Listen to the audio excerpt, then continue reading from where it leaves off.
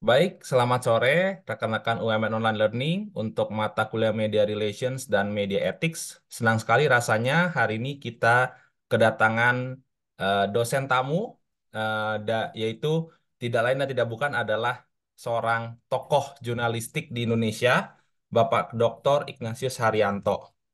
Sekilas tentang biografi dari Bapak Dr. Ignatius Haryanto, beliau pernah menjadi jurnalis di antara tahun 1994 hingga 2003 untuk majalah Forum Keadilan hingga majalah Tempo yang kita tahu lagi naik daun banget nih dari podcast Bocor Alusnya. Nah, Pak Ikar nih dulu pernah join di situ. Pak Ikar ini juga merupakan lulusan FISIP UI untuk S1-nya, dilanjutkan dengan S2-nya di Sekolah Tinggi Filsafat Ria Karya, dan S3 beliau yang beliau dapatkan tahun ini itu di UI lagi. Beliau juga menjabat sebagai Ombudsman Harian Kompas sejak 2008 dan mengajar UMN sejak 2007. Beliau juga adalah dosennya saya semasa saya mengambil S1 dulu gitu. Nah, tanpa berlama-lama, langsung saja kita berikan reaction, tepuk tangan untuk Bapak Dr. Ignatius Haryanto. Kepada Pak Ikhar, silakan Pak memberikan pencerahan kepada kami, Pak. Oke, terima kasih Alvin. Mudah-mudahan suara saya bisa didengar dengan baik ya. Oke, ya terima kasih. Selamat sore teman-teman semua. Walaupun mungkin saya nggak melihat secara langsung wajah-wajahnya gitu ya, tetapi tetap kita lakukan perkuliahan ini dan saya merasa terhormat diundang oleh Alvin untuk kelas pada sore hari ini ya. Jadi pada hari ini saya akan sedikit berbagi ya terkait dengan masalah apa itu media relation dan mungkin kalau selama ini perkuliahan sudah diberikan eh, tapi mungkin saya mungkin memberikan perspektif yang agak berbeda aja gitu ya sedikit lain karena saya sendiri dulu pernah di media dan sampai sekarang masih juga ya dekat-dekat lah dengan teman-teman di media begitu ya.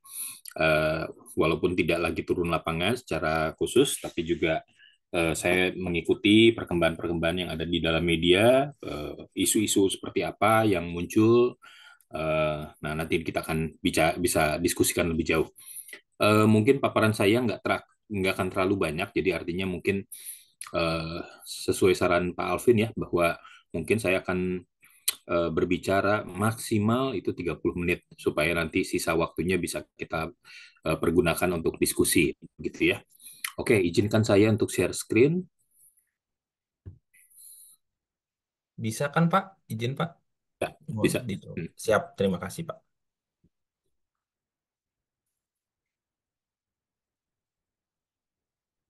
Oke, sudah terlihat ya. Sudah, Pak. Sudah, Pak. Ya.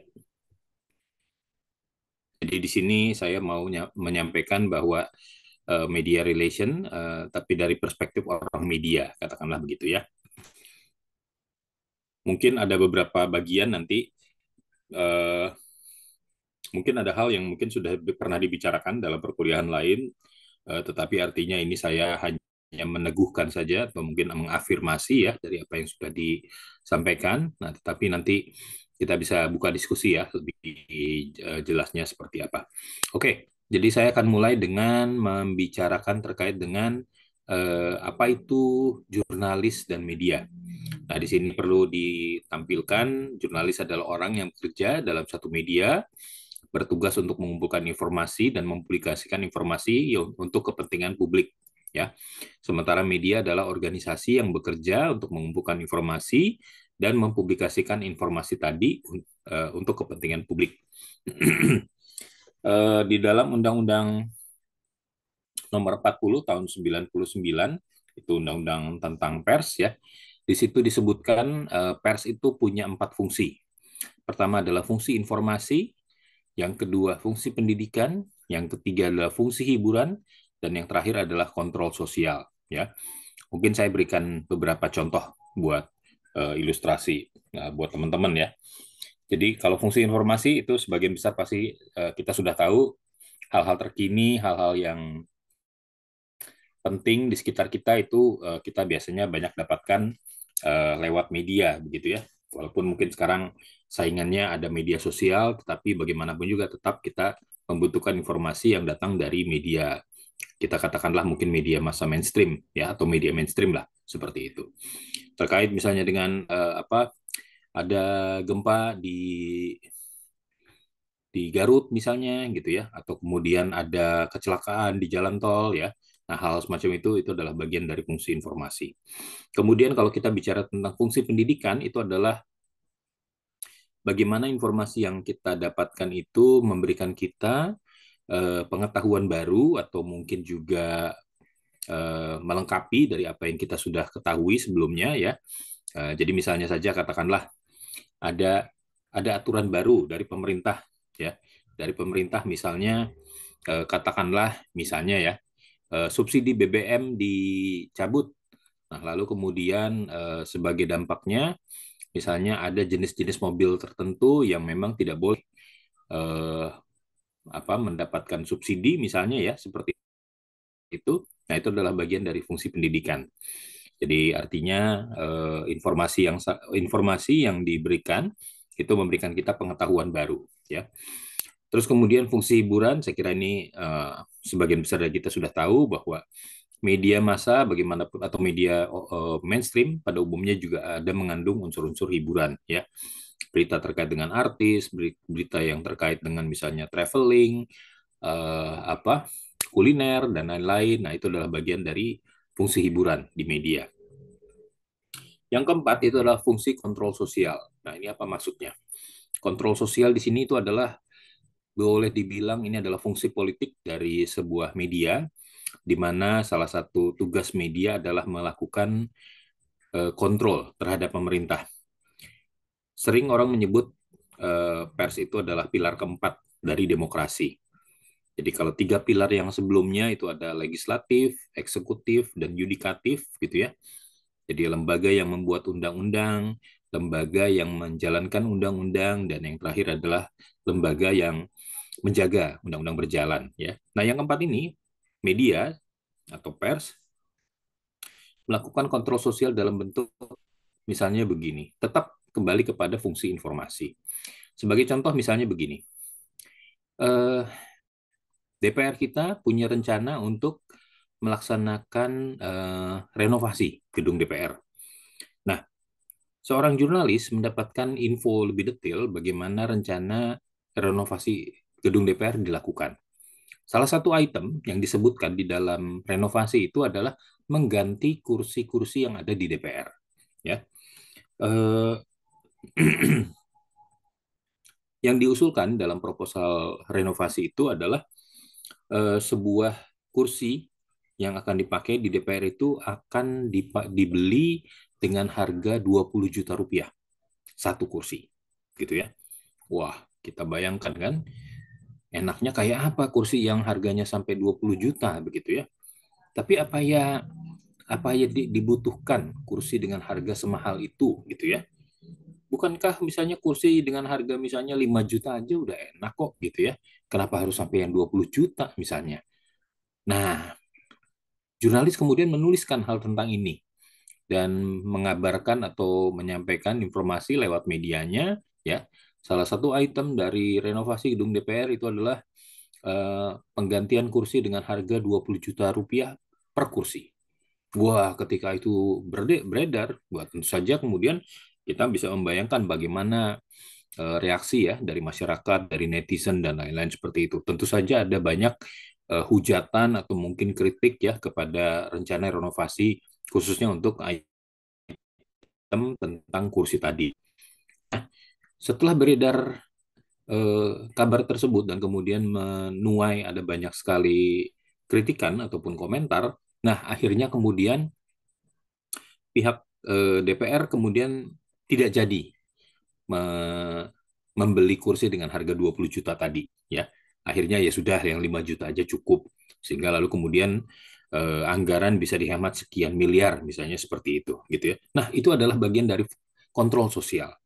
Jadi bagaimana informasi-informasi yang mungkin mau ditutupi ketika itu dibuka ke publik membuat kemudian kita bisa jadi tanda kutip bisa lebih baik ke depannya. Artinya kita bisa melakukan penghematan ya, kita tidak menghambur-hamburkan uang ya, anggaran dan lain-lain semacam itu. Nah, itulah bentuk kontrol sosial ya, biar ilustrasinya bisa didapat oleh teman-teman.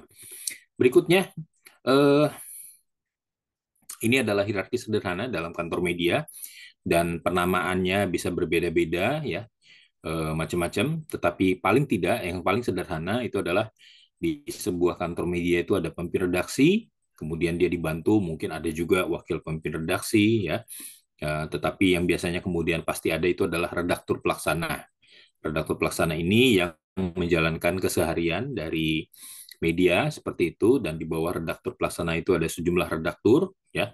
Misalnya ada redaktur politik, ekonomi, kemudian lingkungan hidup, hiburan, olahraga ya, dan lain-lain semacam itu. Tergantung dari media tersebut punya berapa desk ya, punya berapa macam liputan seperti itu. Nah, di bawah redaktur-redaktur itu lalu kemudian adalah para reporter. Reporternya biasanya jumlahnya banyak. Ada reporter yang kemudian meliput di atau dia bertugas tinggal di satu dua kantor ya, misalnya katakanlah di Kementerian Sosial, atau kemudian juga nanti ada yang mengcover di pengadilan, tapi kemudian juga ke Mahkamah Agung, ke KPK dan lain-lain gitu ya. Jadi ada pembagian tugas di kalangan reporter. Itu kira-kira gambaran sederhananya. Oke, lanjut. Nah, tugas jurnalis atau tugas media itu apa sih? Pertama adalah mengikuti perkembangan berbagai peristiwa yang menarik dan berguna untuk kepentingan publik. Ya. Dan tugas jurnalis adalah mencari fakta dengan cara ada yang melakukan observasi di lapangan, ya, mau wawancarai, menggali data sekunder, gitu ya. Observasi lapangan ini eh, misalnya katakanlah wartawan olahraga, ya. Kalau dia nonton, misalnya katakanlah dia nonton sepak bola, misalnya, dia lakukan dengan melakukan observasi ya, bagaimana pertandingan berjalan, bagaimana keriuhan di antara para penonton ya, bagaimana kemudian hasil akhirnya dan lain-lain seperti itu gitu ya. Nah, itu observasi. Kemudian observasi juga bisa dilakukan misalnya katakanlah ketika seorang wartawan itu meliput katakanlah misalnya banjir bandang gitu ya di satu tempat. Dia datang ke lapangan, dia melihat bagaimana kerusakan terjadi akibat banjir ya, berapa banyak korban yang kemudian mengungsi, apa yang kemudian dilakukan, bagaimana pendistribusian bantuan dilakukan. Nah, itu semua adalah dilakukan dengan observasi, ya. Nah, melengkapi observasi lapangan ada juga dilakukan pencarian fakta dengan cara wawancara. Ya, kadang-kadang wawancara dipakai untuk lebih membuat lebih detail ya.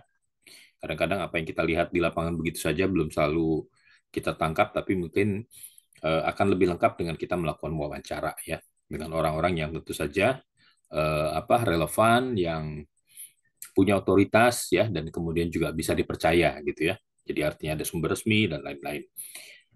Wawancara bisa macam-macam ya, dan sebenarnya siapa yang diwawancara juga bisa sangat beragam, mulai dari sumber yang resmi, yang tidak resmi dan lain-lain gitu ya. Misalnya saja begini, eh, untuk menggambarkan sebuah kecelakaan ya, misalnya merekonstruksi kecelakaan di jalan tol, atau jangan jalan tol deh, jalan biasa deh gitu ya. Nah, eh, jurnalis bisa melakukan wawancara misalnya dengan tukang warung yang ada di dekat lokasi kejadian, gitu kan? Dia bukan sumber resmi, gitu ya, tetapi paling tidak kita membayangkan dia adalah mungkin yang tahu, ya, atau mendengar ketika terjadi kecelakaan itu seperti apa, gitu ya. Nah, minimal itu bisa kita dapatkan dari sumber tidak resmi, dalam arti ini adalah seorang saksi, gitu ya, saksi yang dekat dengan peristiwa. Kemudian cara mencari fakta yang lain adalah dengan menggali data sekunder. Eh, Menggali data sekunder itu terkait misalnya dengan statistik, dengan laporan, studi, dan lain-lain semacam itu gitu ya. Jadi misalnya kalau mau menulis terkait misalnya adalah dengan pencabutan subsidi BBM oleh pemerintah gitu ya. Nah, mungkin kita perlu mencari data nih, berapa banyak kendaraan yang akan terdampak dengan ini, atau kemudian juga kira-kira berapa penghematan yang bisa dilakukan pemerintah dengan mencabut subsidi ini, begitu ya. Nah, itu kan butuh data-data sekunder. Kita nggak bisa melakukan observasi lapangan ya untuk melihat bagaimana dampak dari pencabutan subsidi BBM tadi, misalnya seperti itu. Wawancara bisa kita lakukan, tapi wawancara juga akan lebih kuat ketika kita juga bisa mendukungnya dengan data-data sekunder tadi. Ya, dan data sekunder ini juga bisa kita pakai untuk kita melakukan cek dan recheck fakta. Ya, jadi bagaimanapun juga tugas jurnalis adalah memastikan pembaca kita nantinya atau penonton kita itu mendapatkan informasi yang akurat, sehingga lalu kemudian ada yang disebut sebagai cek dan recheck. Ini bukan nama acara televisi ya, yang isinya gosip-gosip, bukan, tetapi ini adalah satu mekanisme kerja yang dilakukan oleh jurnalis di lapangan untuk memastikan bahwa informasi yang didapatkannya itu akurat. Ya. Kemudian tugas jurnalis yang lain juga mengikuti perkembangan ya yang terjadi di media sosial. Kadang-kadang di media sosial ini informasi bergerak dengan lebih cepat ya, sehingga lalu kemudian wartawan kemudian perlu untuk melakukan verifikasi ya. Kadang-kadang di media sosial ini banyak hal muncul, tetapi nggak semuanya ini apakah bisa dipertanggungjawabkan atau tidak informasinya ya. Nah, ini yang kita harus hati-hati. Kemudian tugas jurnalis juga adalah dari mengamati situasi-situasi yang ada, kemudian dia mengusulkan untuk ini diliput, sebuah peristiwa tadi diliput lebih lebih dalam, lebih jauh seperti itu, ya. Sehingga dari situ ada sebuah perencanaan yang terjadi, gitu ya. Nah, rutinitas jurnalis ini kalau boleh disampaikan ada rapat redaksi, ya. Ini tergantung dari jenis medianya. Banyak media punya mekanisme yang berbeda-beda. Media seperti Kompas misalnya punya rapat redaksi jam 9 pagi dan kemudian jam 3 sore. Nah, jam 9 pagi adalah untuk mendata misalnya peristiwa-peristiwa apa saja yang terjadi pada hari itu, dan jam 3 sore adalah dipakai untuk melakukan checking ya, memeriksa. Jadi sebenarnya ada kejadian apa hari ini? Terus kemudian apa yang mau kita angkat sebagai headline ya, karena ini formatnya masih media cetak, jadi soal headline itu masih menjadi penting. Tapi saya kira kalau untuk media online tidak lagi perlu ada sebuah headline, tetapi semua berita bisa jadi headline masing-masing seperti itu. Ya. Kemudian juga di sini jurnalis berkomunikasi dengan editornya ya untuk mengkomunikasikan item berita apa saja yang mau digarap, dan kemudian juga jurnalis ada yang punya tadi saya katakan pos liputan, ada yang nongkrong di DPR, ada yang nongkrong di istana begitu ya, di istana presiden, atau ada juga yang misalnya nongkrong di KPK dan lain-lain seperti itu. Tapi tidak semua jurnalis modelnya ngepost macam itu. Ada juga yang mereka istilahnya floating ya, mengambang, bisa ditugaskan kemanapun. Nah, jurnalis kemudian juga mengusulkan topik-topik liputan tadi dan kemudian akhirnya menuliskan ya, tadi dengan penggalian fakta lewat observasi, wawancara, dan juga eh, apa penggunaan data sekunder. Nah, ini kira-kira gambaran tentang rapat redaksi ya. Rapat redaksi ya kisarannya ada yang 30 menit, 1 jam, 2 jam, seperti itu akan sangat tergantung dari topik yang dibicarakan, apa hal yang hangat, dan lain-lain. Ya. Nah, ini juga gambaran bagaimana jurnalis meliput peristiwa ya, kadang-kadang satu orang dikerubutin seperti itu ya, sama seperti ini. Ada juga istilah dalam dunia jurnalistik ini yang disebut sebagai doorstop interview, jadi mewawancarai orang yang baru saja keluar dari sebuah acara gitu ya. Jadi misalnya seorang menteri baru dipanggil oleh DPR, nah setelah dia keluar dari ruangan, lalu kemudian wartawan sudah menunggu dia ya, misalnya untuk bertanya hal-hal yang sedang rame, sedang aktual ya, nah semacam itu. Oke, nah sekarang mari kita lihat syarat untuk menjadi jurnalis yang baik.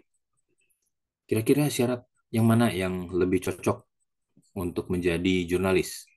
Yang ganteng, yang six pack, punya rasa tahu ingin yang besar, punya rasa ingin tahu yang besar, ulet, cantik, perawakannya tinggi, tidak mudah menyerah, tidak takut, punya kendaraan sendiri, suka terima endorsement, tidak mudah percaya dengan informasi yang diterima, punya followers minimal 10.000 orang, pernah jadi aktivis pers mahasiswa, mau mempelajari hal baru, tidak gaptek, terkenal, mudah bergaul. Oke, ya. Eh, yang bukan merupakan syarat untuk menjadi jurnalis yang baik itu adalah ganteng, ya pasti bukan. Six pack bukan, ya. Cantik ya relatif, ya. Ada memang dibutuhkan kadang-kadang jurnalis yang cukup cantik atau ganteng itu kadang-kadang misalnya untuk keperluan sebagai host, ya, host berita dan lain-lain seperti itu. Perawakan tinggi relatif. Tapi yang pasti, jurnalis yang baik adalah punya rasa ingin tahu yang tinggi, ulet, tidak mudah menyerah, tidak takut, ya, pemberani, tidak mudah percaya dengan informasi yang diterima, ya artinya skeptis, begitu. Kemudian mau mempelajari hal yang baru, tidak gaptek, dan mudah bergaul. Ya, nah ini jadi jurnalis penting untuk bisa mudah bergaul sehingga lalu kemudian bisa membuka jaringan, ya, bisa memiliki jaringan yang apa bisa kemana-mana begitu ya pada saat jurnalis ditugaskan untuk mencari eh, menteri atau siapa gitu ya dia bisa punya cara untuk bisa mendapatkannya. Oke. Nah, sekarang kita masuk dengan nilai berita. Nilai berita mungkin saya kira juga sudah pernah dibahas dalam beberapa pertemuan sebelumnya, tapi saya ingin sedikit mengulang di sini nilai berita yang paling penting adalah terkini atau aktual, ya. Kemudian yang kedua adalah memiliki impact yang besar, ya. Kemudian magnitude, besarnya sebuah peristiwa. Jadi peristiwanya sendiri memang besar gitu ya. Misalnya di Amerika ini ada sebuah badai sekarang ini namanya badai Milton yang menakutkan di beberapa kota di sana. Nah, itu adalah sesuatu contoh magnitude misalnya ya. Nilai berita juga terkait dengan orang-orang penting. Jadi kadang-kadang orang-orang penting bukan semata-mata hal yang apa mereka lakukan ya jadi penting, tetapi juga kadang-kadang hal-hal yang terkait dengan kepribadian orang tersebut juga banyak disorot ya. Misalnya yang menyorot terkait dengan apa itu? Misalnya Ibu Iriana disorot gitu ya. Bukan tentang perannya sebagai ibu negara, tetapi misalnya yang disorot adalah tas yang dia pergunakan gitu ya. Oh, ada yang Louis Vuitton, oh ada yang ini ya, dan lain-lain seperti itulah ya. Jadi itu artinya bahwa hal-hal yang terkait dengan orang penting itu juga memiliki nilai berita. Kemudian juga ini yang disebut sebagai proximity atau kedekatan. Walaupun mungkin untuk sekarang ini juga hal ini mungkin juga bisa diperdebatkan ya, masih cocok atau tidak. Maksudnya begini, kedekatan itu. Ada sebuah peristiwa, misalnya peristiwa kecelakaan lah gitu ya. Ada sebuah kecelakaan kereta di India, ada tewas 20 orang ya. Tapi kemudian ada peristiwa yang kurang lebih sama di Indonesia, di Jakarta katakanlah atau Jabodetabek ya. Kereta tabrakan ya.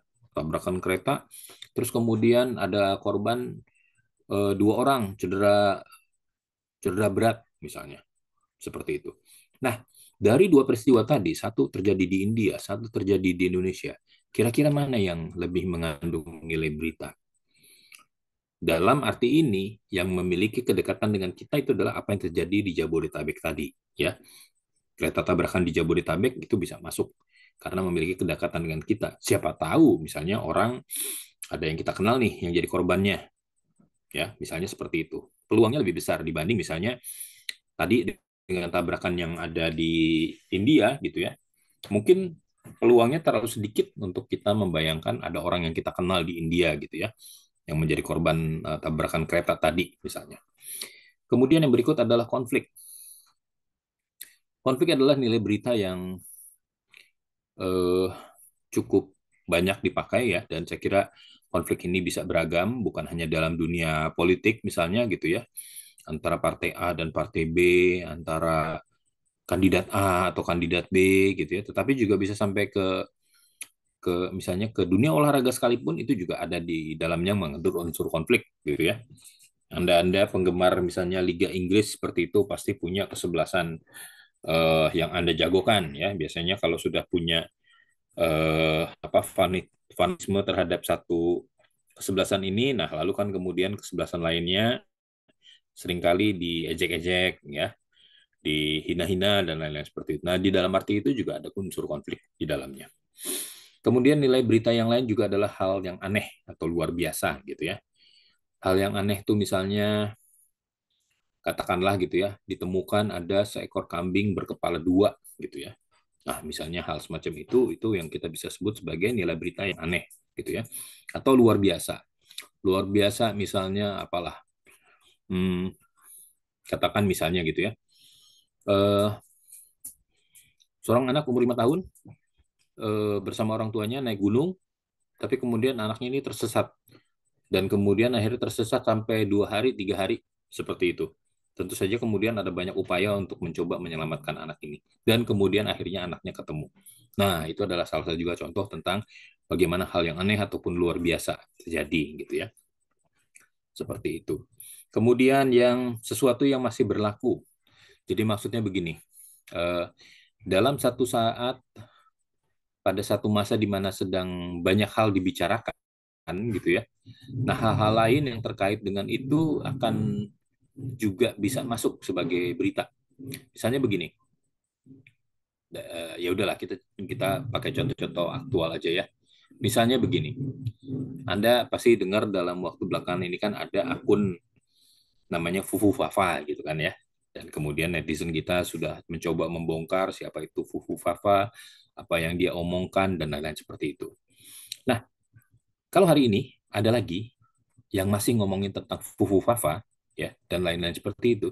Nah, itu juga bisa masuk dalam nilai berita tadi gitu ya. Karena masih sedang dibicarakan orang gitu ya. Masih sesuatu yang masih berlaku gitu ya. Masih sedang rame gitu ya. Jadi bisa dimasukkan seperti itu ya. Kemudian nilai berita yang lain juga adalah sesuatu yang perlu disampaikan kepada publik. Jadi artinya hal-hal ini yang misalnya kebijakan pemerintah ya.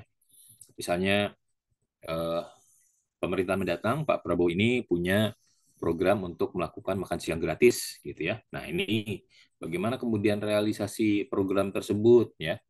Eh, siapa saja yang berhak untuk mendapatkan makan gratis tersebut. Nah, hal-hal semacam ini perlu disampaikan kepada publik ya, detailnya seperti apa dan lain-lain. Nah, yang terakhir ini seks itu dalam arti luas ya. Ya, dalam arti misalnya begini.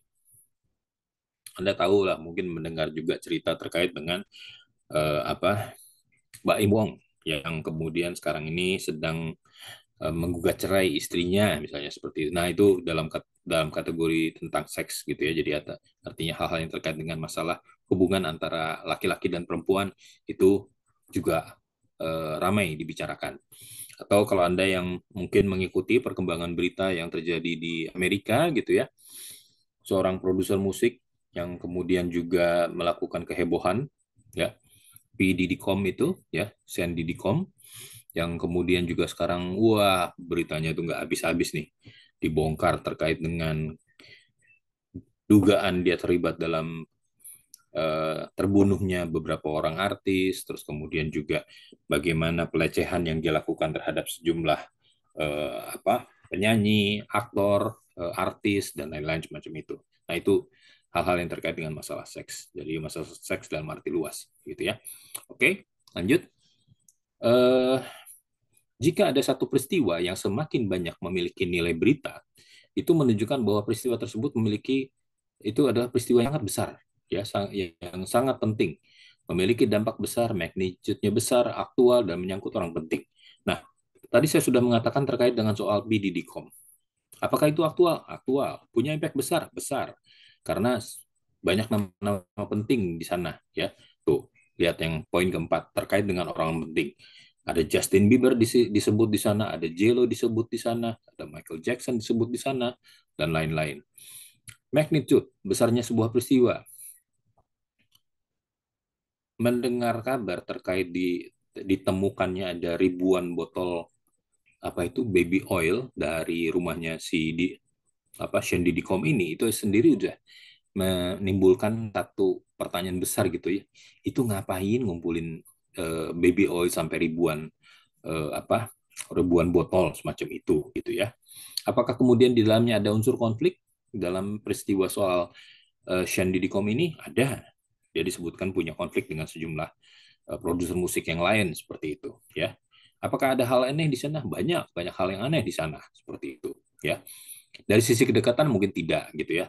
Karena ini kejadian di Amerika, ini menyangkut dengan tokoh-tokoh di Amerika. Tetapi kan sebagian besar mungkin misalnya lagu yang kita tahu lagu-lagunya J-Lo, kita tahu lagunya Justin Bieber, Michael Jackson, ya, atau juga para rapper-rapper ini dan lain-lain seperti itu gitu ya.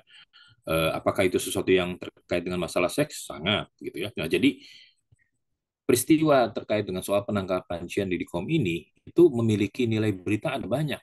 Unsur terkini ada, impact-nya ada, magnitude-nya ada, terkait dengan orang penting iya, konflik ada, hal yang aneh juga ada, gitu ya. Dan juga misalnya terkait dengan seks. Nah, dengan kumpulan nilai berita yang semacam itu, kita bisa katakan peristiwa penangkapan itu adalah sebuah peristiwa yang sangat besar, yang sangat penting. Ya mungkin itu akan lebih banyak diomongin di media-media di Amerika di sana atau media-media hiburan gitu ya. Tapi saya yang kebetulan memang agak mengamati sedikit ya terkait dengan ini. Wah, ini luar biasa. Dan di media sosial saya, di Instagram saya, feeds terkait dengan berita ini banyak sekali muncul gitu ya. Nah, itu sekedar gambarannya. Oke, kita juga tahu terkait dengan soal serangan misil ke Israel ya. Seperti itu. Ini juga peristiwa yang juga sangat besar dan memiliki dampak yang juga besar ya.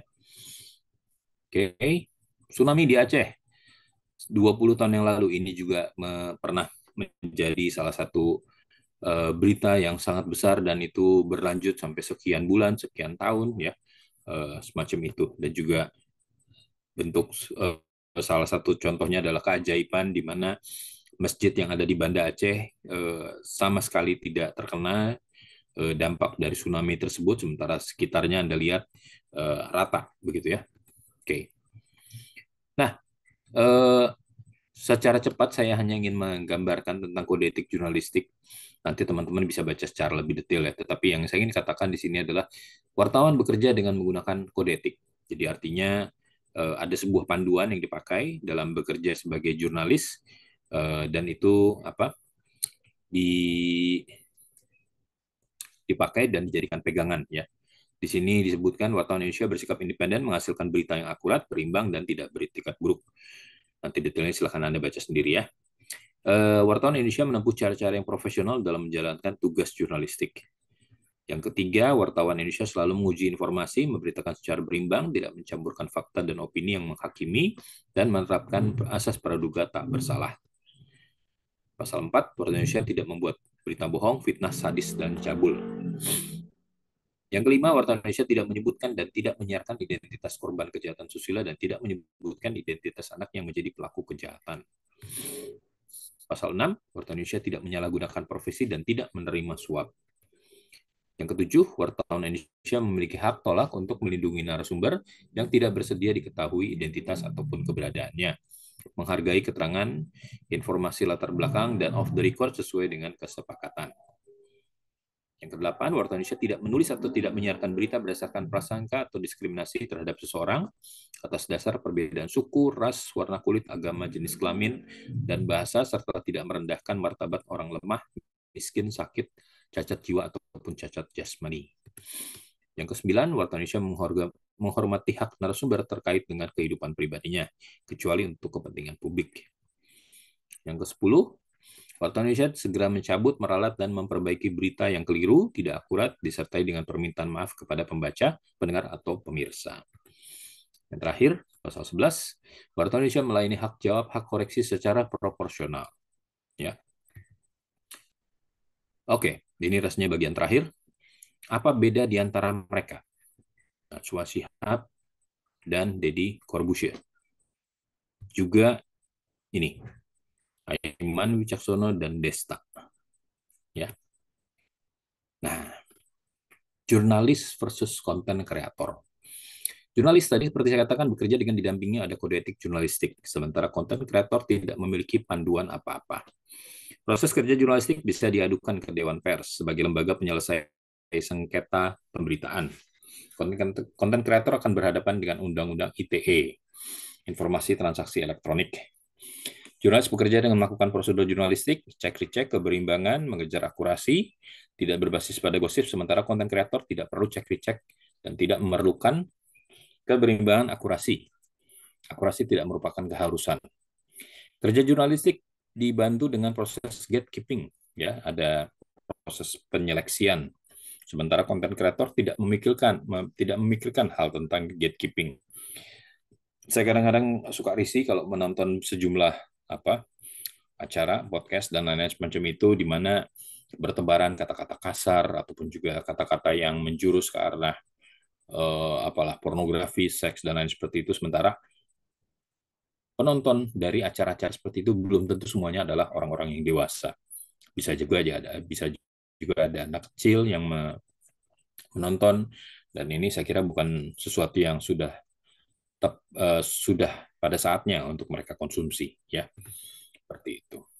Oke, kecenderungan hari ini banyak pihak baik dari pemerintahan yang menggunakan konten kreator ataupun buzzer ya untuk mempromosikan apa yang telah dilakukan oleh pemerintah misalnya dalam soal IKN ketimbang dengan mengundang jurnalis. Jurnalis akan bekerja dengan objektif, kritik dimungkinkan dalam pekerjaannya. Kecenderungan hari ini konsumsi terhadap media sosial memang lebih tinggi daripada konsumsi terhadap media massa mainstream. Sehingga lalu kemudian ada banyak mungkin publik atau netizen yang lebih mendengar atau melihat apa yang dikatakan oleh para konten kreator ataupun para buzzer ini ketimbang apa yang dia angkat oleh jurnalis gitu ya. Nah, bagaimana hal ini berdampak pada kegiatan media relation? Apa untung ruginya dengan menggunakan konten kreator tersebut? Mana yang kemudian akhirnya dipercaya oleh publik? Apakah jurnalis akan tergeser fungsinya oleh para konten kreator? Dan kemudian apa yang harus dilakukan? Atau bagaimana kita merespon kondisi ini? Mari kita diskusikan bersama. Pak Alvin, demikian mungkin yang bisa saya paparkan. Nanti bisa kita buka dalam diskusi kita untuk memperdalam sejumlah hal barusan. Terima kasih. Terima kasih Bapak Dr. Ignatius Haryanto atas pemaparan materinya, Pak. Sungguh luar biasa, sangat bernas. Nah, eh, mungkin sebelum saya lempar ke rekan-rekan mahasiswa, saya izin melontarkan follow up question kalau boleh, Pak. Ya, silakan. Ya, Pak, izin. Kalau tadi saya lebih tertarik dengan ini, Pak. Ada dua hal sebenarnya, Pak. Yang pertama berkaitan dengan off the record, Pak. Nah, Hmm. kalau dari sisi PR, gitu, Pak, eh, kan media relations ini melihat dari sisi perspektifnya humas atau dari sisi PR. Ya. Mengapa menurut Bapak nih, misalnya dari sisi jurnalis, perlu kita dari sisi PR itu perlu memberikan off the record, Pak. Untuk apa kita kasih spill-spill atau kita kasih bocor alus yang nantinya itu bisa dipakai dan bisa saja ternyata itu memang mengarah balik kepada kita selaku orang yang nge-spill itu, Pak.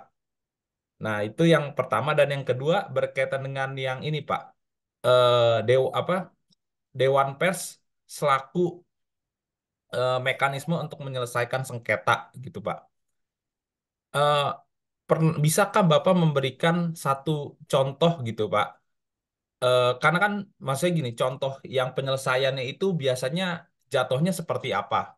Ujungnya seperti apa? Karena seringkali kalau konten kreator ketika mereka bikin konten dan kebablasan gitu ya, maka mereka akan dapat sanksi sosial berupa cancel culture, jadi di unfollow atau di unsubscribe, maupun sanksi terparahnya itu sampai di somasi atau dilaporkan ke polisi gitu, Pak. Nah, eh, mungkin boleh nggak Pak dikasih penjelasan kenapa ya lebih baik kalau misalnya dengan media yang nanti diselesaikan baik-baik dengan Dewan Pers seperti itu, Pak. Mungkin dua hal ini untuk follow up questionnya sebelum ke teman-teman mahasiswa, Pak. Terima kasih, Pak. Oke, terima kasih Pak Alvin. Eh, saya jawab yang kedua dulu ya. Jadi eh, Dewan Pers tadi seperti dikatakan menjadi lembaga yang menyelesaikan sengketa pemberitaan. Ini adalah tugas yang memang diamanatkan dari Undang-Undang Pers 40 tahun 99 ya. Eh, jadi misalnya begini, katakanlah gitu ya, saya diwawancara oleh sebuah media dan saya disebut sebagai misalnya koruptor gitu ya, telah menggelapkan uang senilai 10 miliar misalnya begitu. Tapi pada saat berita itu ditampilkan, tidak ada usaha dari media itu atau tidak ditunjukkan oleh media itu bahwa mereka berupaya untuk mewawancarai saya. Ingat tadi ada prinsip yang namanya keberimbangan ataupun juga cover both sides ya, di mana walaupun kita sedang berbicara dengan koruptor sekalipun, si koruptornya juga tetap harus diberikan kesempatan untuk bicara. Walaupun walaupun pastinya akan membantah gitu ya. Mana ada coba kita dengar koruptor ngaku gitu ya kepada media. Iya, saya kemarin korupsi. Oh, oh. Istri saya pengen pergi ke Eropa, anak saya pengen sekolah di Australia, jadi saya korupsi. Nggak ada kan yang aku kayak begitu. Pasti semua akan mengelak begitu ya. Nah, eh, disitulah lalu kemudian upaya untuk melakukan cek dan recheck keberimbangan dan lain seperti itu dilakukan ya. Supaya lalu kemudian tetap orang tahu bahwa media sudah mencoba berusaha untuk um, berhubungan atau menghubungi si pihak yang disebut atau terduga korupsi tadi begitu ya, untuk kemudian menyampaikan dari sisi dia versinya seperti apa sih gitu ya. Nah itu penting ya. Bahwa kemudian kebenarannya seperti apa ya nanti mungkin kita lihat dari proses pengadilan seperti apa gitu ya.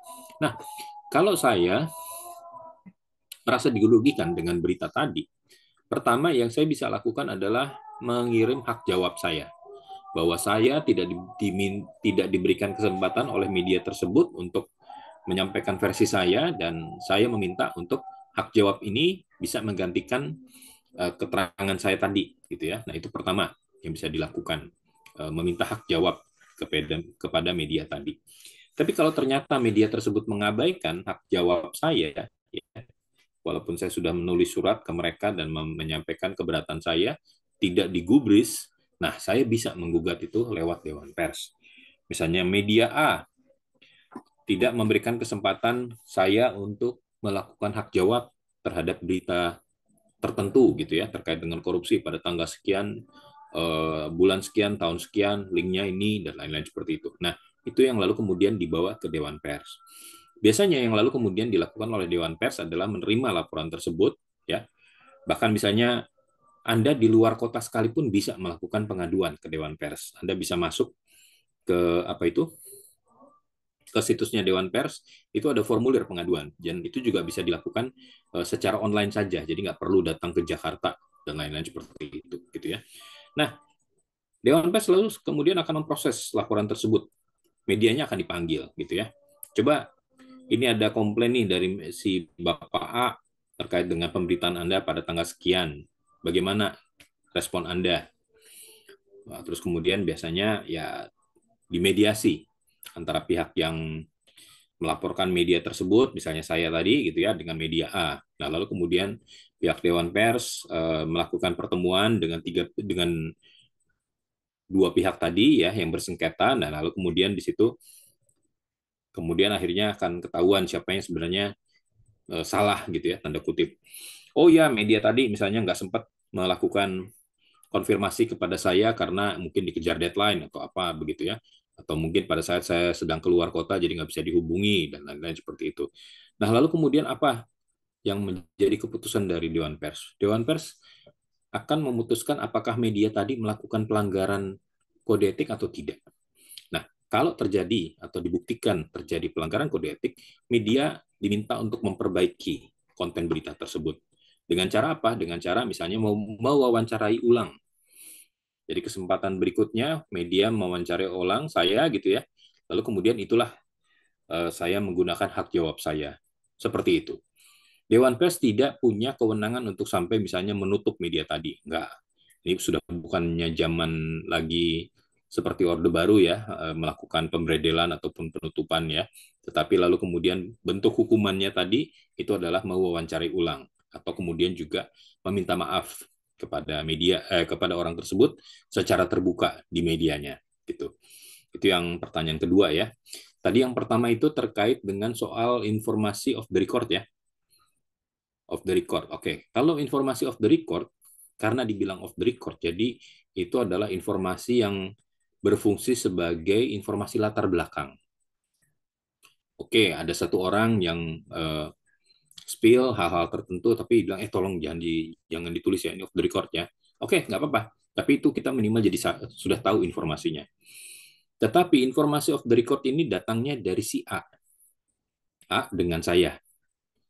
Tapi kalau informasi tadi kita pakai, kita cari B, ya misalnya benar nggak saya dapat informasi begini begini begini, dan B mengatakan iya benar tuh begini begini. Nah, kita sudah bisa, itu artinya kita bisa meng on the record kan sesuatu yang dengan A itu ada off the record.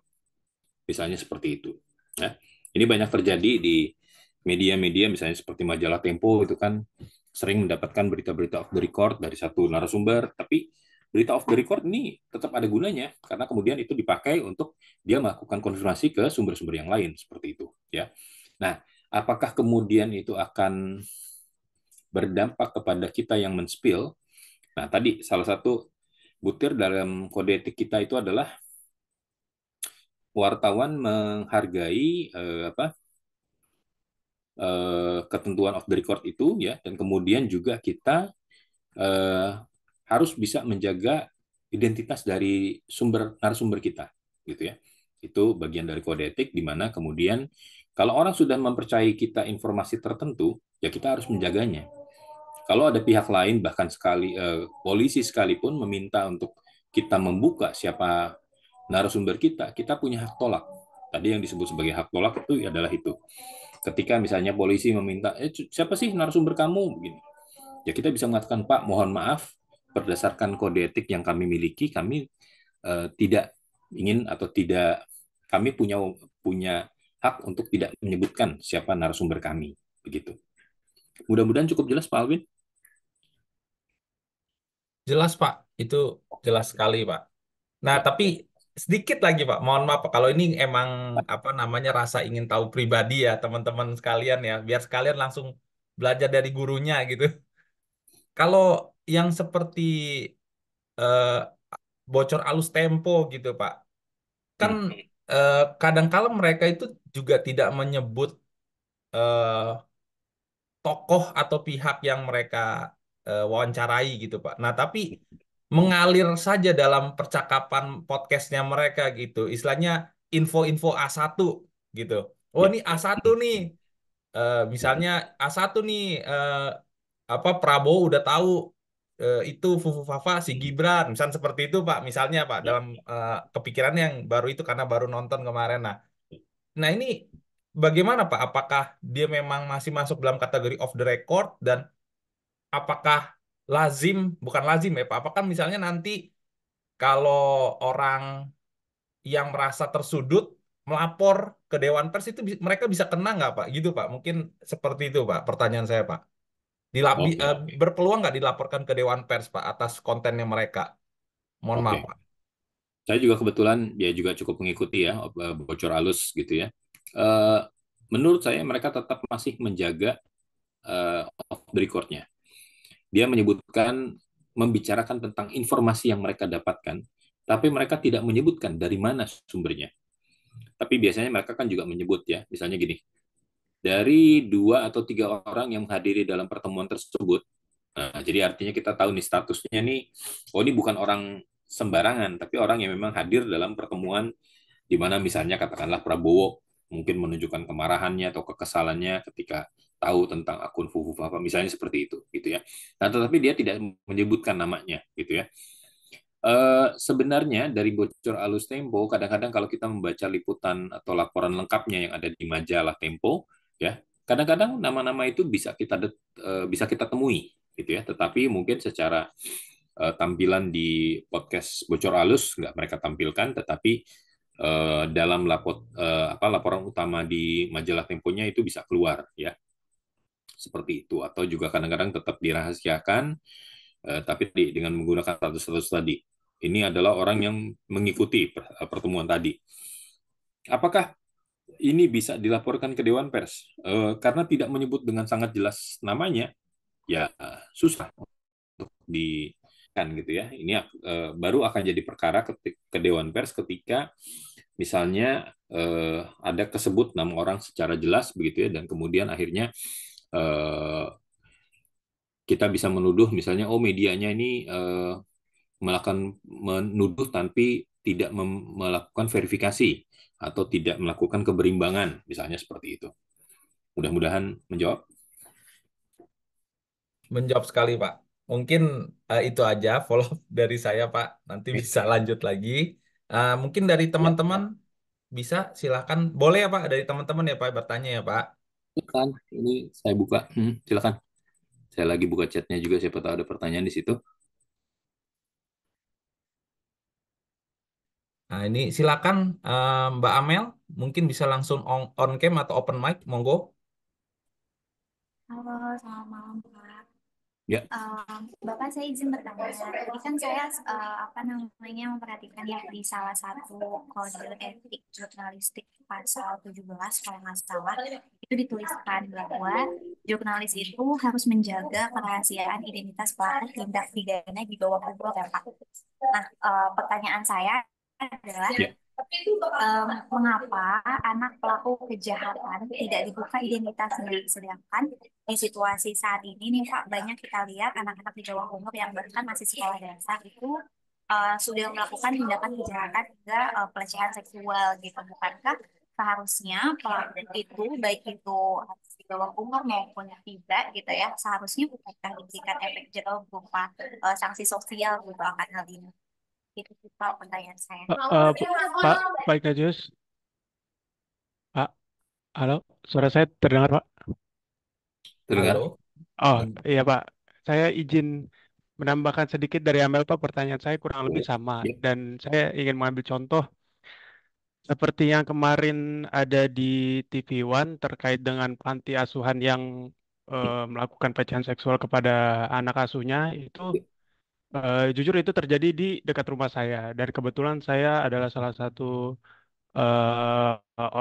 donatur lah atau enggak orang yang menyumbang di panti asuhan tersebut, panti asuhan yang melakukan pelecehan seksual tersebut. Dan saya tahu betul siapa nama pengasuhnya yang melakukan pelecehan, siapa nama yang punyanya, dan korbannya rata-rata itu mereka masih kecil semua, dan saya mengetahui identitas korban. Nah, sama seperti yang Amel bilang, kenapa di media itu tidak dibeberkan nama nama aslinya, dan di media pun seperti contoh TV One kemarin mereka belum mengetahui apa ya, di yang saya lihat dari televisi mereka belum, bahkan inisialnya pun belum diketahui siapa-siapanya gitu loh Pak. eh Maksud saya kayak, kalau kan berdasarkan yang tadi Bapak jelaskan harus menjaga identitas pelaku. Apakah untuk pelaku pelecehan tersebut bisa gitu loh Pak diberikan identitasnya agar diberikan sanksi yang seperti tadi Amel bilang Pak? oke. Ya, buat Amel dan siapa nih? Muhammad Zaki ya. Eh, Pasal 7 Kode Etik Jurnalistik itu mengatur untuk merahasiakan identitas pelaku kejahatan dan korban kejahatan seksual yang terkategori anak-anak ya. Jadi artinya eh, ini upaya untuk melindungi anak-anak ya. Anak-anak bisa ada yang menjadi korban tapi juga ada yang juga menjadi pelaku, tetapi tetap identitas keduanya itu dirahasiakan. Kenapa begitu? Dasar pemikirannya adalah kita melihat bahwa anak-anak walaupun dia menjadi korban ataupun juga bahkan pelaku ya, tetap masih memiliki masa depan. Dia masih punya kesempatan untuk hidup lagi 20 tahun lagi, 30 tahun lagi dan seterusnya. Kalau misalnya pada saat sekarang identitasnya muncul begitu ya, dan itu akan menghantui dia terus-menerus seperti itu, nah itu kan kita sudah mengorbankan hidup beberapa orang anak ya. Jadi artinya seolah-olah dia jadi tidak punya masa depan lagi begitu. Nah itu dasar pemikiran di balik itu. Jadi kalau pelakunya itu sudah orang dewasa, sebenarnya tidak masalah untuk itu dibuka gitu ya. Kalau kemudian media belum mendapatkannya, ya itu mungkin soal masalah proses aja. Mungkin dalam waktu dekat, terus kemudian dia sudah mendapatkan nama pelakunya seperti itu gitu ya. Dan saya kira ini juga memang eh, apa ya, tanda kutip ini apa, pondok pesantren yang pondok panti asuhan yang eh, pemiliknya melakukan pelecehan ini, saya kira memang luar biasa ya, luar biasa dalam arti sedemikian tega begitu ya, tetapi kemudian juga itu berarti kan sudah menyalahgunakan amanah yang ditunjukkan oleh banyak orang ya, banyak pihak. Saya tadi baca juga berita di Kompas yang menyebutkan ada banyak artis juga yang ikut menyumbang untuk panti asuhan tadi, tapi lalu kemudian ya kita tahu pemiliknya menyalahgunakan dan malah tanda kutip ya melecehkan anak-anak yang ada di bawahnya dia seperti itu. Nah, saya kira memang kalau dalam arti ini ya nama pelaku nggak nggak salah kalau itu disebutkan begitu ya. Mudah-mudahan jelas Mas Zaki dan juga Mbak Amel. Baik, Pak. Terima kasih banyak. Sama-sama. Silakan kalau ada pertanyaan lain. Izin Pak, ada pertanyaan di kolom Ya. komentar Pak. Oh, oke. Saya Silakan. bacakan ya Pak. Dari Boleh. Graciela Ruth, Hmm. karena Bapak sudah sangat berpengalaman dalam dunia jurnalistik, bagaimana jurnalis menghadapi tekanan dari pihak-pihak berkepentingan untuk mengubah narasi berita? Waduh, berat nih pertanyaannya. Boleh saya tahu Graciela ini profesinya apa? Kalau boleh tahu. Boleh open mic, Graciela Ruth Wiranto, atau jangan-jangan anaknya Jenderal Wiranto nih? Kepada Saudara Muhammad Fajar mungkin bersabar ya, setelah ini baru nanti direspon oleh Pak Ikhar. Oke, kalau nggak direspon oleh Gracia nggak apa-apa. Ya gini, eh ini kita membicarakan isu yang terkait dengan masalah independensi dari media. Ya, pasal 1 dari Kode Etik menekankan terkait dengan wartawan itu harus independen. Dalam arti dia tidak boleh tergoda atau menerima tekanan dari kiri dan kanan. Ya, tekanan itu bisa macam-macam. Bisa dari tokoh politik, bisa dari pebisnis, ya, pengiklan, atau juga mungkin tokoh-tokoh yang lain, ya, bisa macam-macam seperti itu. Eh, Bagaimana menjaga independensi? Ini memang bukan perkara yang mudah, ya. Apalagi dalam situasi media pada saat sekarang ini juga mungkin tanda kutip sedang cukup rentan karena dari sisi apa katakanlah ya dari sisi bisnisnya mereka ini masih belum stabil pada saat sekarang sehingga lalu kemudian mereka mencoba untuk berbaik-baik dengan banyak pihak gitu ya.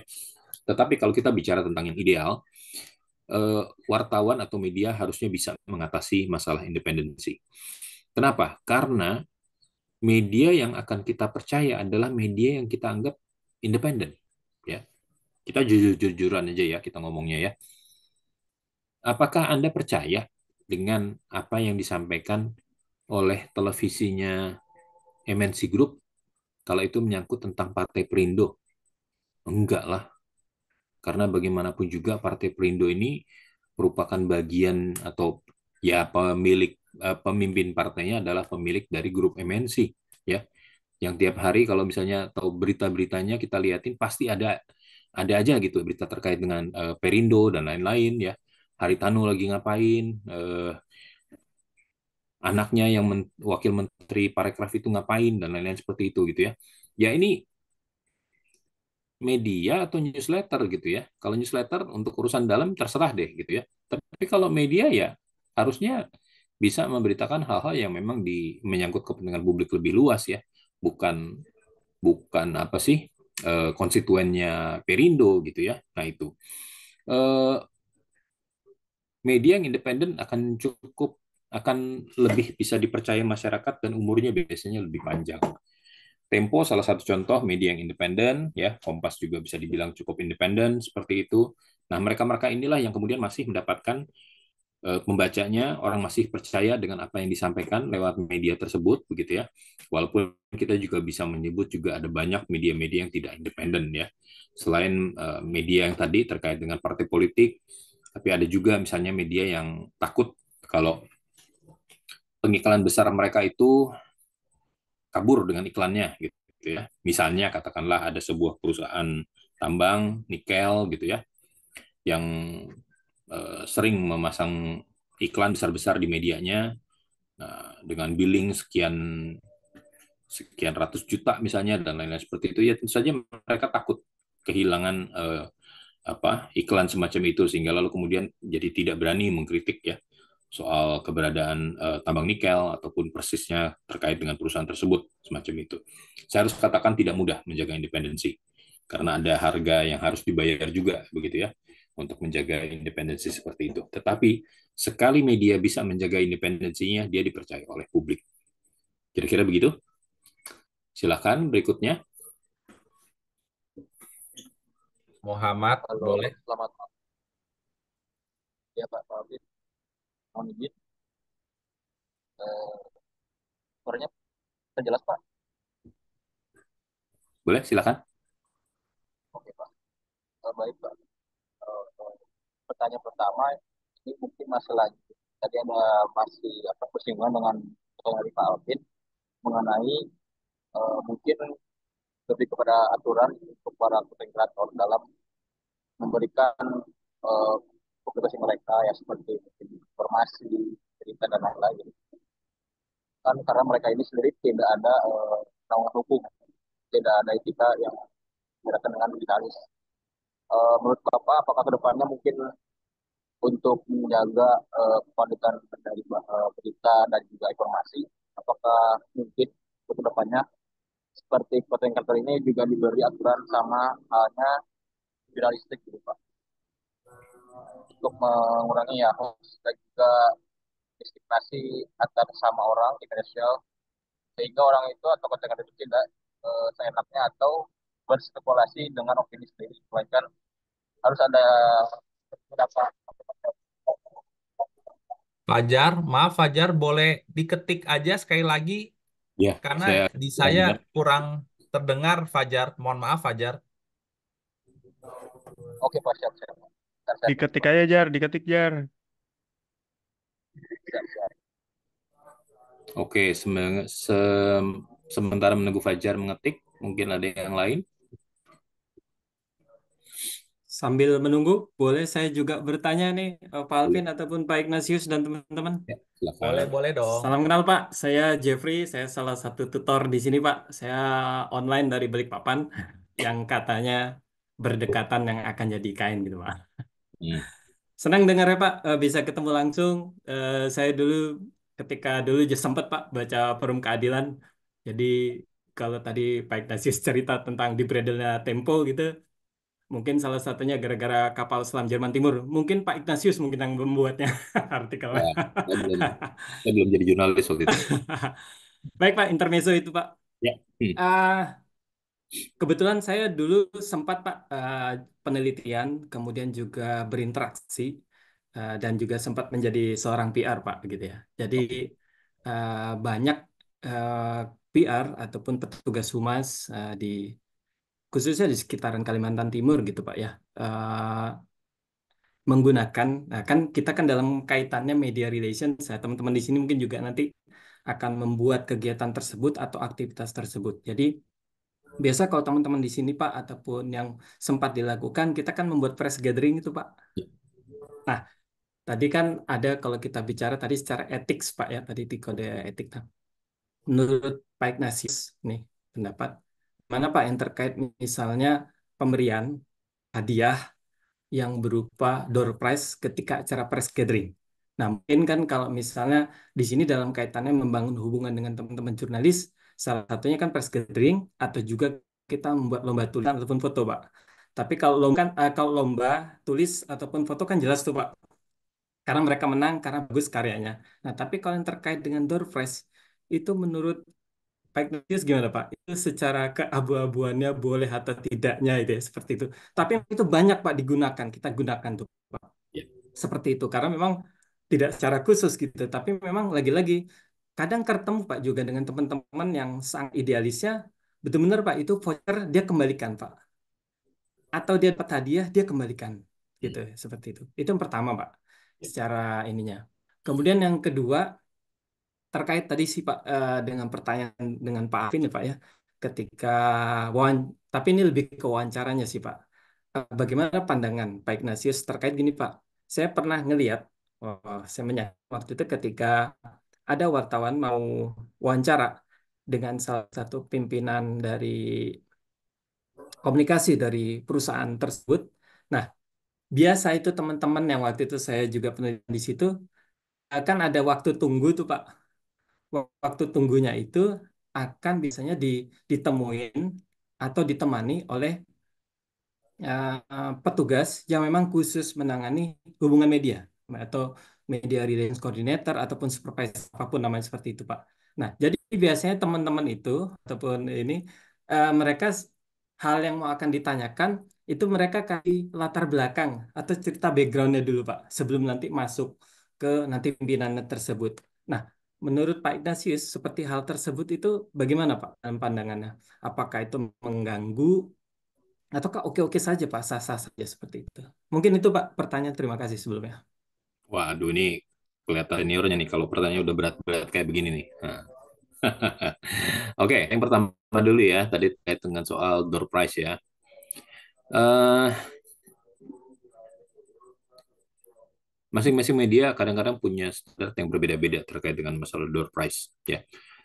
Eh, saya tidak tahu apakah ketika misalnya dibuat door prize macam itu, apakah itu tanda kutip, kita ngomong belak-belakan aja ya, biar gampang ya. Saya juga susah kalau terlalu banyak nutup-nutupin. Eh, Acara door prize macam itu kan sebenarnya kan menggantikan uang-uang yang biasanya dikumpulkan atau mau diberikan dalam bentuk amplop ya dari satu konferensi pers dan lain-lain semacam itu, dan lalu kemudian ya sudah dikumpulkan dalam sekian banyak dan lalu kemudian dibelikan barang dan kemudian akhirnya dibuatlah semacam tadi undian dan lain-lain seperti itu ya. Eh, ada media yang mungkin menetapkan, dan saya sendiri mungkin juga masuk yang akan setuju kalau misalnya gini, wartawan hanya boleh menerima barang yang harganya di bawah harga katakan 100.000 ya. Kalau dikasih gelas gimana? Gelas berapa sih harganya? Mug itu berapa sih? Yang ada logo perusahaannya, alah paling berapa? 30-40 ribu, ya udah nggak apa-apa. Masa iman kita goyah cuma gara-gara gelas gitu kan, nggak mungkin ya. Dikasih ballpoint berapa sih gitu ya? Ya lain cerita kalau ini ballpointnya bermerek ya, apalah segala. Tapi kalau cuma ballpoint biasa, book note, goodie bag, tadi sama ada apa gelas, ya masih nggak masalah. Tapi kalau di dalamnya udah ada misalnya gitu ya, ada Samsung, ada iPhone, wah itu kan agak aneh nih gitu. Udah agak lain gitu ya. Nah, jadi kalau pegangan buat jurnalis itu adalah kita menentukan ada satu angka tertentu yang kemudian kita anggap ini adalah batas untuk kita menerima hadiah. Hadiah itu harus di bawah 100.000 misalnya. Di luar angka itu udah sudah diterima. Media yang cukup idealis akan berlaku semacam itu gitu ya. Itu door prize. Saya kira saya setuju juga misalnya dalam bentuk misalnya lomba-lomba penulisan dan lain-lain, itu juga mungkin cara yang lain gitu ya. Ya, saya harus katakan juga secara terbuka kepada teman-teman di sini, banyak jurnalis yang hidupnya tidak sejahtera.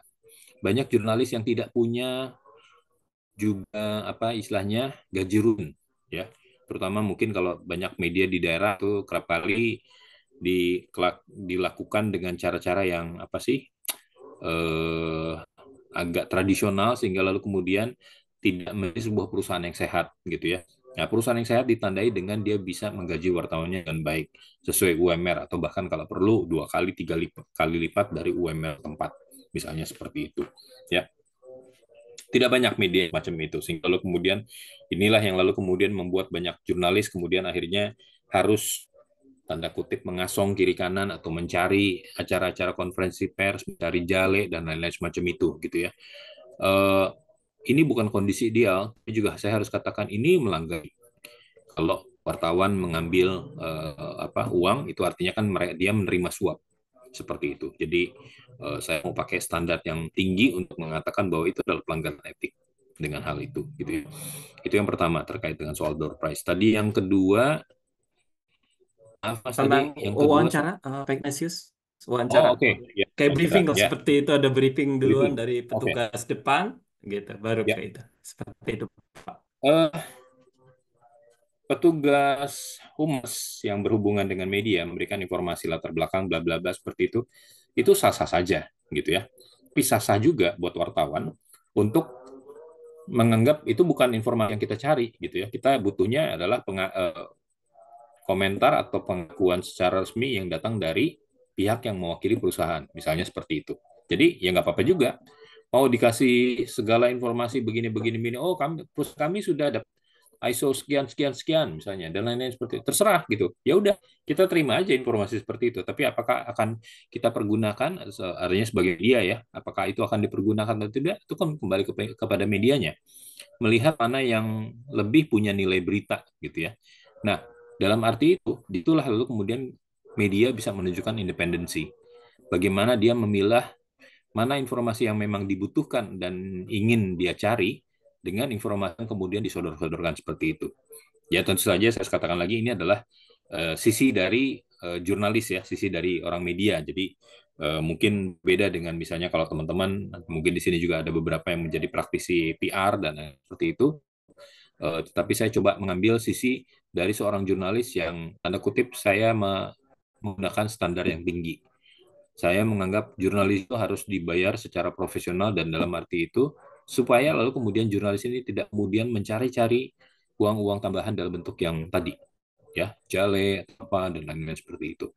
Dan saya sendiri dalam saat saya masih menjadi jurnalis ya kami didoktrin untuk tidak menerima hal semacam itu karena begitu kami ketahuan pasti akan langsung dikeluarkan dari kantor kami dan informasi itu pasti nyampe aja ke atasan-atasan gitu ya itu entah ya gimana caranya itu informasi semacam itu nyampe begitu begitu Mas Jeffrey. Terima kasih. Luar Terima biasa tanggapannya. Menjadi pencerahan untuk kami semua di sini, Pak. kasih. Terima kasih, terima kasih. Luar biasa. Silakan.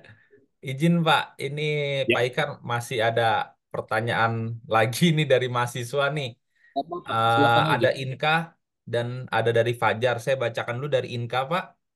Ya. Apabila seorang wartawan telah melanggar kode etik yang membuat reputasi dirinya hancur, serta media yang menaunginya, bagaimana cara memulihkan dan membangun reputasi kembali, khususnya mungkin kepada wartawan itu gitu Pak ya, atau pada media itu gitu Pak. Eh, sangat sulit buat seorang wartawan kalau sudah melanggar kode etik ya. Kode etik hukumannya bisa dari dua pihak ya. Jadi misalnya di Dewan Pers memutuskan apakah media ini atau jurnalis ini melakukan pelanggaran kode etik atau tidak. Tapi kemudian hukuman itu biasanya dilakukan oleh perusahaan media di media bekerja seperti itu. Saya kasih satu dua contoh. Pernah ada satu waktu di mana PT Krakatau Steel itu mau melakukan IPO kalau saya nggak salah, ya. Nah lalu kemudian pada saat mau jelang IPO itu ada sejumlah jurnalis mendekati direktur dari Krakatau Steel dan minta saham. Wah dahsyat, nggak kira-kira minta saham, ya. Nah direktur Krakatau Steel ngadu ke Dewan Pers gitu ya. Ini ada wartawan nih minta-minta saham. Siapa dianya? Ini 1, 2, 3, 4. Ya, udah. Nah, kebongkarlah itu. Ya, kemudian muncul ke publik ada sejumlah jurnalis meminta saham ke PT Krakatau Steel. Dan Dewan Pers sudah mengumumkan ini adalah tindakan yang melanggar kode etik. Sehingga lalu kemudian hukumannya diserahkan kepada masing-masing media. Dewan Pers hanya mengatakan bahwa ini ada pelanggaran etik. Ya, nah kemudian akhirnya karena ini sudah terpublish secara luas, akhirnya jurnalisnya lalu kemudian akhirnya mengundurkan diri terlebih dahulu sebelum akhirnya diputuskan hukum ya. Dan itu menyangkut ada beberapa media yang cukup besar. Ini kejadiannya mungkin sudah lebih dari 10 tahun yang lalu ya. Dan itu ada media sebut aja salah satunya adalah detik.com, ada juga dari Kompas pada waktu itu dan akhirnya jurnalis-jurnalis ini kemudian akhirnya mundur sebelum akhirnya dilakukan investigasi lebih jauh. Sudah sulit memang ketika seorang jurnalis kawan melakukan kecurangan atau pelanggaran kode etik untuk kemudian dia bertahan di profesi itu agak sulit. Jadi kalau istilahnya sekarang mungkin ya udahlah cari kerjaan lain deh gitu ya daripada tetap jadi jurnalis karena kemudian pelanggaran itu akan terus diingat oleh banyak orang gitu. Nah itu sekedar jawaban untuk Inka. Yang berikutnya ada lagi? Baik Pak, ada dari Fajar, tapi eh, saya izin menambahkan sedikit Pak, mungkin Ya. ini kesaksian gitu Pak ya. Dan juga, maksudnya ini untuk teman-teman juga, waktu itu saya masih menjadi wartawan di Liputan 6, ada acara di eh, di dekat Salemba itu dulu namanya perpustakaan apa gitu, cuma sekarang memang jadi Bukan nasional. kantor hariannya Partai Demokrat. Nah, Oh di sini. ini perpustakaan Freedom Iya, Freedom Freedom Institute. Institute, betul, betul Pak, Freedom Institute. Nah, sekarang ini jadi kantornya Partai Demokrat dan dulu itu ada acara award pengumuman award begitu, Bakri Award kalau saya tidak salah. Nah, Oh, anak reward ya. tapi yang menjadi promotor acara itu atau ketua panpelnya itu adalah Bapak Andi Malaranggeng. Andi Malaranggeng, susah banget ya Ya. ngomongnya saya cadel. Andi Hmm. Malaranggeng ini kemudian memang ada door prize sebelum acara itu dimulai, ada door prize. Hmm. Dan door prize-nya ini langsung hadiah pertama. Jadi kayak muter ambil bola gitu, bola yang di dalam kotak gitu ya. Tapi bolanya tuh diambil aja tanpa dilihat nomornya, pokoknya udah langsung ya, yang menang Lucky dari Kompas. Nah, itu ada Mbak Lucky Kompas itu memang aktif di bidang edukasi saat itu, ngepost di Kementerian Pendidikan. Nah, hadiahnya itu laptop terbaru MacBook MacBook ya pokoknya atau laptop Apple lah seperti itu. Nah, Mbak Lucky ini nggak jauh berdiri di samping saya. Dia ada di ya kurang lebih sebelah kanan arah jam 1 siang saya lah. Nggak nyampe 5 meter, 2 meter lah. Yang dilakukan apa teman-teman dan Pak Ikar, Mbak Lucky ini langsung angkat tangan, mengepalkan tangan ke atas. Nyoh, kata dia. Saya tuh ingat banget tuh, nyoh gitu. Saya sampai kaget. Hah? Enggak. Wes itu, pokoknya dia pakai bahasa sedikit bahasa Jawa kalau saya nggak salah ingat. Intinya kayak ngomong, itu bohongan lah mungkin, acara bohong sama saya kayak ini nggak usah lah, nggak usah gitu. Nah itu benar-benar apa namanya kesaksian saya dan satu lagi sedikit masih wartawan Kompas di istana itu ada yang namanya Mas Har. Jujur aja saya lupa nama panjangnya karena cuma taunya Mas Har dipanggilnya Mas Har aja.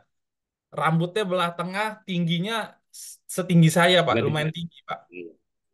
Haryadi Dan- kalau nggak salah, Haryadi apa gitu.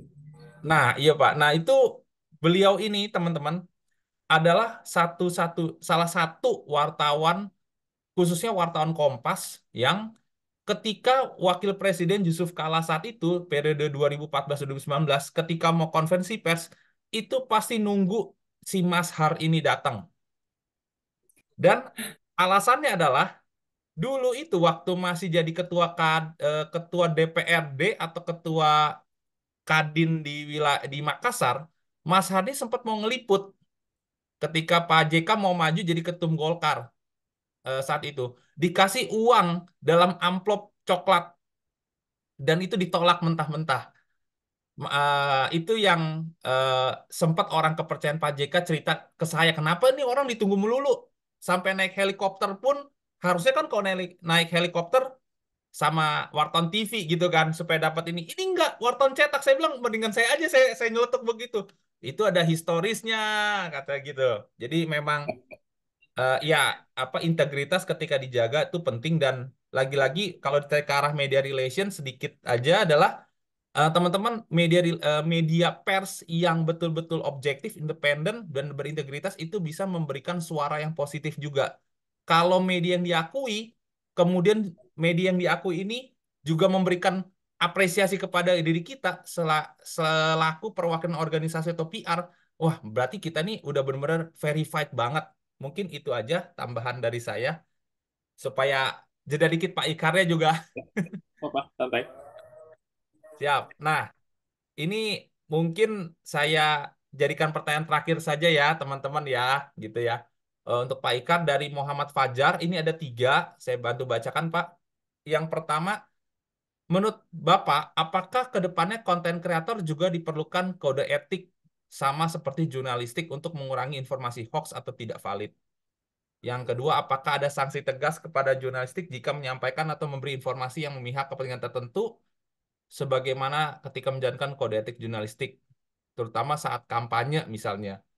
Yang terakhir adalah bagaimana jika ada perusahaan yang menolak dengan keras diwawancari terkait kasus tertentu, apakah jurnalis boleh memutuskan bahwa perusahaan tersebut kurang kooperatif, sedangkan perusahaan itu sendiri memiliki rahasia yang mungkin tidak untuk dipublikasikan.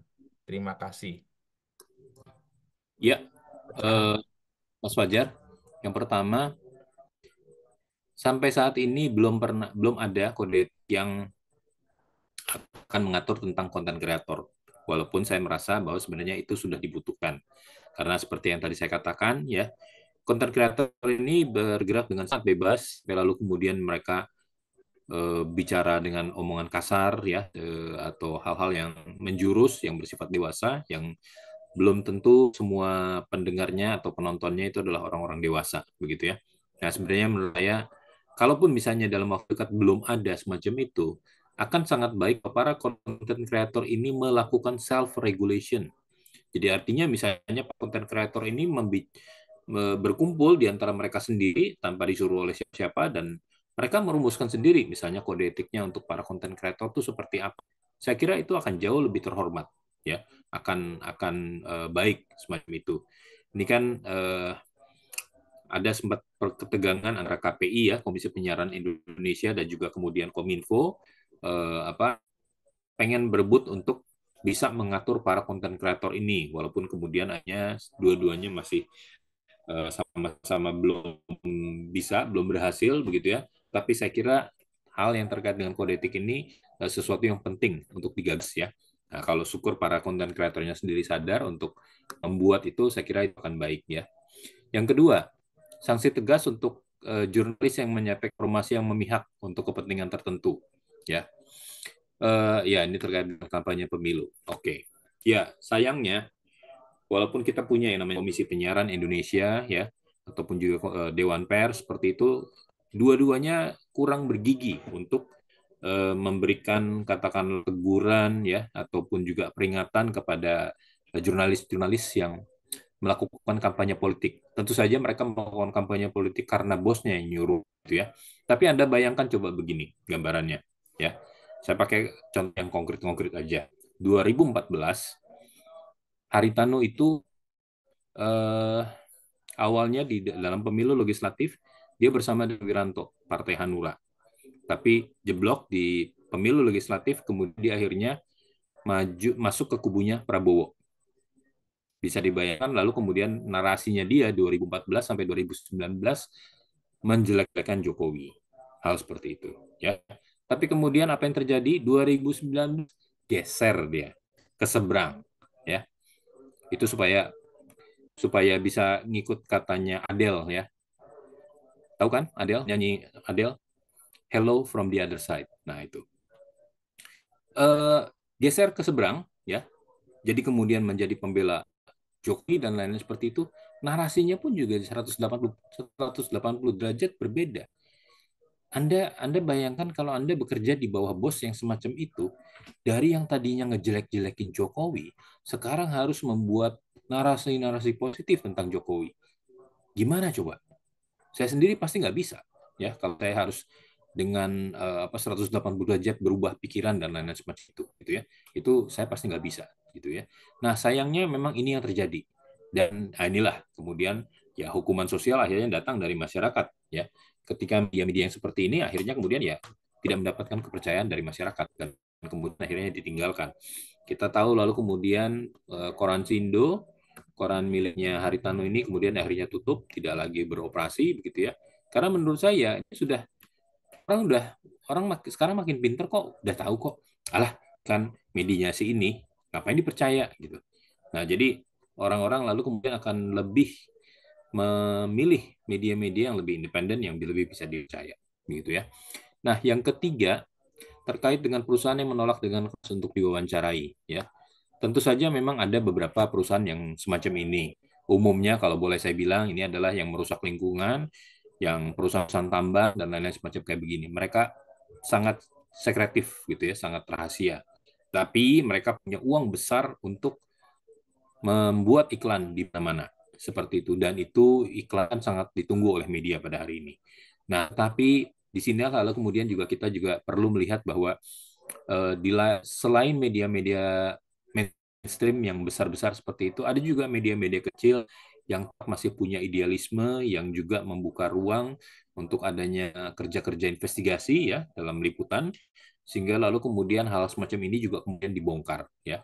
Artinya kita berharap bahwa memang kalau media-media besar mainstream seperti itu tidak bisa berani menyuarakan hal yang menjadi keresahan masyarakat, ya, terkait dengan masalah misalnya kerusakan lingkungan, dampak dari tambang, dan lain-lain seperti itu, ada juga media-media lain yang masih juga mau mengangkat hal-hal semacam itu.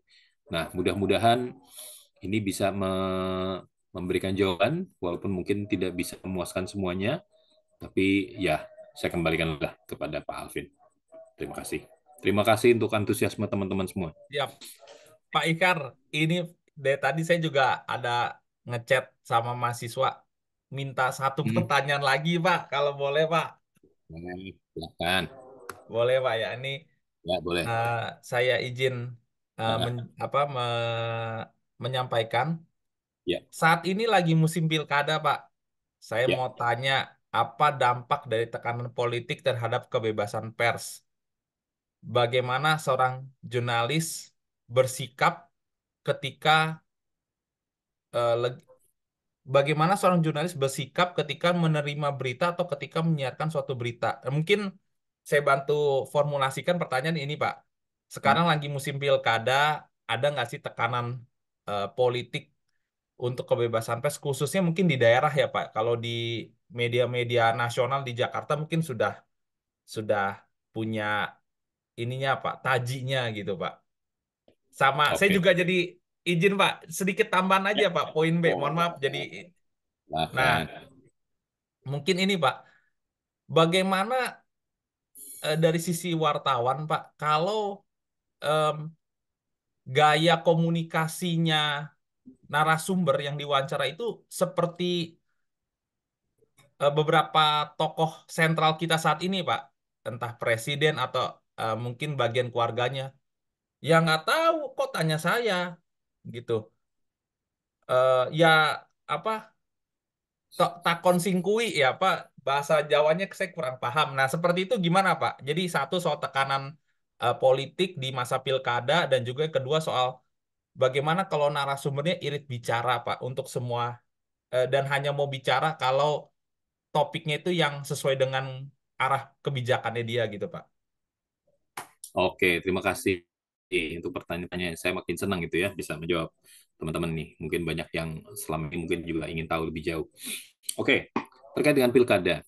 Eh, Sekali lagi saya harus jujur untuk mengatakan bahwa banyak media di daerah itu sangat tergantung dengan anggaran-anggaran pemerintah daerah.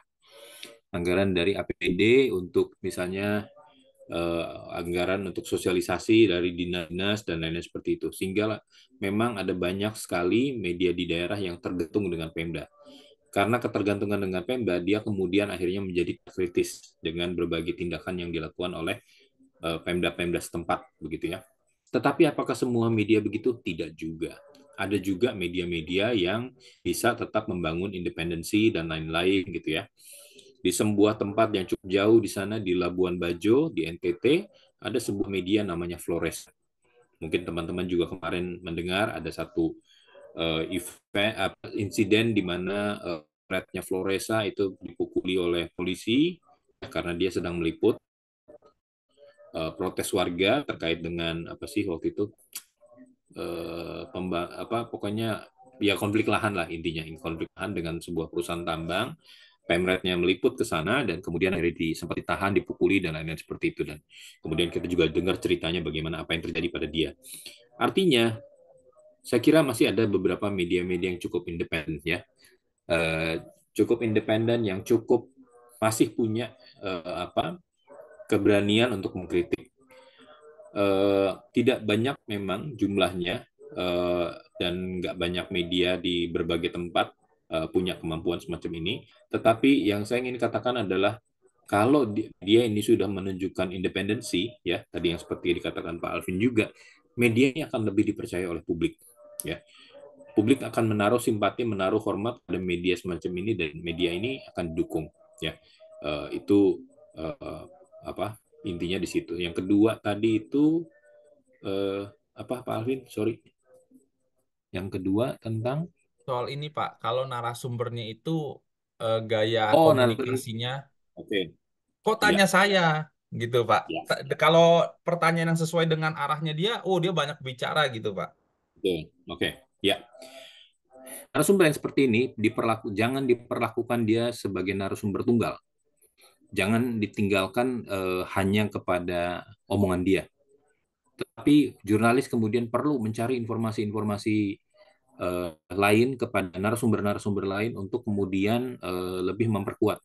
Jadi artinya gini, jadi kan misalnya hal-hal yang terkait dengan misalnya apalah, misalnya katakanlah Pak Jokowi sampai ngomong kayak begitu, misalnya kalau pertanyaan ngomongin tentang IKN, gitu kan, misalnya, Pak, kok belum jadi pindah ke sana, gini, gini, gini. Ya kan bikin IKN itu kan, bikin pindahin ibu kota kan nggak gampang, begini, begini, begini segala gitu. Nah, tetapi sebelum sampai ke sana, sampai kepada narasumber utama si presiden ini, kita juga bisa mulai mengumpulkan informasi-informasi dari bawah, dari level bawahnya gitu ya, dari para menteri, dari dirjen, dari kepala daerah, dan lain-lain seperti itu. Sehingga lalu kemudian informasi itu akan cukup kuat. Sehingga lalu kemudian, ya tadi, seperti saya katakan, jangan jadikan dia sebagai narasumber tunggal. Karena dia kalau dijadikan narasumber tunggal, kita menganggapnya itu adalah final gitu ya. Tapi kalau kita kemudian mendapatkan informasi-informasi dari sumber-sumber lain, kita jadi nangkap misalnya konteks kenapa sampai Pak Jokowi ngomong seperti itu gitu ya. Itu bisa kita simpulkan dari informasi-informasi yang kita dapat dari sumber-sumber lain, dari second layer-nya misalnya seperti itu gitu ya. Nah, itu yang bisa kita lakukan. Hal yang sama juga misalnya ketika Tempo mau melakukan liputan semacam itu, mungkin sudah bisa dibayangkan komentar dari Pak Jokowi akan seperti itu gitu ya. Oh, katanya saya gitu ya, dan lain-lain seperti itu, atau menghindar ya. Bahkan kemarin kan sempat ada insiden dia pura-pura bikin wawancara doorstop, padahal itu yang bikin adalah staf istananya sendiri misalnya seperti itu. Nah, itu kan sudah aneh gitu ya. Nah, tetapi jangan biarkan ini adalah menjadi sebagai aktor tunggalnya. Nah, kita kumpulkanlah informasi-informasi lain yang lebih lengkap, sehingga kemudian dia hanya untuk menunjukkan bahwa, oh, dari segi masalah ini setelah kita kumpulkan, ya responnya dari seorang presiden semacam ini begitu. Ya, jadi artinya itu tidak kita lepaskan begitu saja, tetapi kita taruh dalam sebuah konteks yang lebih besar, sehingga lalu kemudian pembaca pun tetap bisa menangkap konteks apa yang sebenarnya ingin ditunjukkan. Begitu ya. Mudah-mudahan cukup menjawab pertanyaan-pertanyaan Anda. Sangat Mohon maaf menjawab, Pak. kalau ya. Ya, terima kasih untuk antusiasme teman-teman ya. Saya kembalikan kepada Pak Alvin. Baik, terima kasih kepada Pak Ikar juga yang sudah bersedia ini untuk membagikan ilmunya, pengalamannya, sama menghadapi pertanyaan dari kami nih, Pak. Ya, ya ini juga terima kasih banget. Oh, seru. Kemarin Menarik, ngomong menarik. ke Pak Ikar setengah jam presentasi, ya 15-20 menit tanya jawab. Waduh, sekarang udah hampir mau 2 jam, Pak. Semoga Bapak juga berkenan nanti ada waktu sharing-sharing lagi, Pak, dengan teman-teman di PJJ. Silakan, Eh, silakan. Kalau ada yang on cam, ada yang off cam, bukan berarti mereka nggak menyimak. Kadang mereka juga shift malam, Pak. Jadi mohon harap maklum juga, Pak. Mungkin itu dari kami, dan sebagai penutup, teman-teman, eh, jangan lupa mengerjakan UTS-nya, ya. Jangan lupa perhatikan deadline-nya, gitu ya. Dan dari malam hari ini konklusinya adalah menjadi PR yang baik itu juga harus tahu mana media yang tepat untuk diajak bekerja sama. Media yang tepat untuk diajak bekerja sama atau berkolaborasi adalah media yang berintegritas. Gitu ya, teman-teman. Mungkin itu dari saya. Sekali lagi terima kasih. Selamat malam, dan oh iya, kalau boleh yang bisa on cam sebentar, kita foto untuk mengabadikan momen. Yang bisa on cam sebentar, saya izin stop share dulu ya, Bapak-Bapak, Pak Ikar, Mas Jeffrey, rekan-rekan.